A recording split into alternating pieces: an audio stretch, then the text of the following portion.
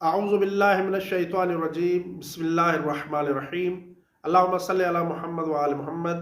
मोमिन किराम, उम्मन लोग हमसे मुख्तलिफ सवालात पूछते हैं और हमारी ज़िम्मेदारी है कि हम शरीयत मुहम्मदी सल्लल्लाहु अलैहि वसल्लम के रूह से उन्हें उनके सवालात के जवाब दें। एक मोमिन ने हमसे एक सवाल किया है कि मैं मुजर्रद हूँ, गैर शादीशुदा हूँ और मेरे पास ताकत नहीं है, इतनी ताकत नहीं है कि मैं शादी कर सकूं।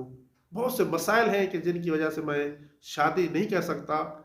तो मैं अब जबकि मुजर्रद हूँ, तो इस तजर्रुद की हालत में, गैर शादीशुदा होने की हालत में अपनी शहवत पर कंट्रोल किस तरह करूँ।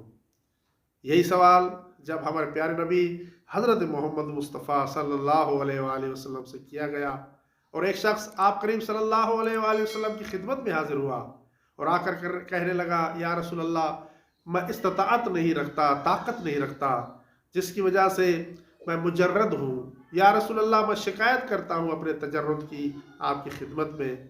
या रसूल अल्लाह, मुझे कोई रास्ता बताएं ताकि मैं खुद पर कंट्रोल कर सकूं। तो आप करीम सल्लल्लाहु अलैहि वसल्लम ने उसे एक रास्ता बताया और बहुत आसान रास्ता आप करीम सल्लल्लाहु अलैहि वसल्लम ने बताया कि जिस पर तमाम गैर शादीशुदा लोग अमल करके गुनाहों से बच सकते हैं।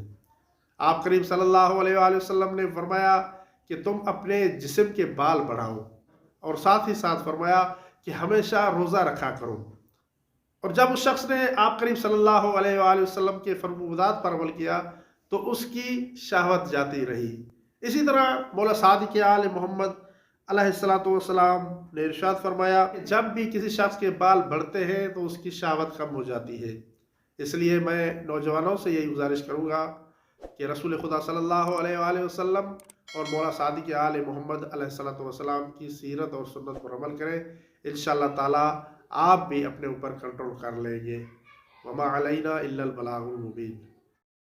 अगर हमारी ये वीडियो आपके लिए हेल्पफुल रही है तो हमारे चैनल को सब्सक्राइब कर लें और वीडियो को लाइक भी कर दें ताकि हमें इस जैसी और वीडियो बनाने के लिए मोटिवेशन मिल सके।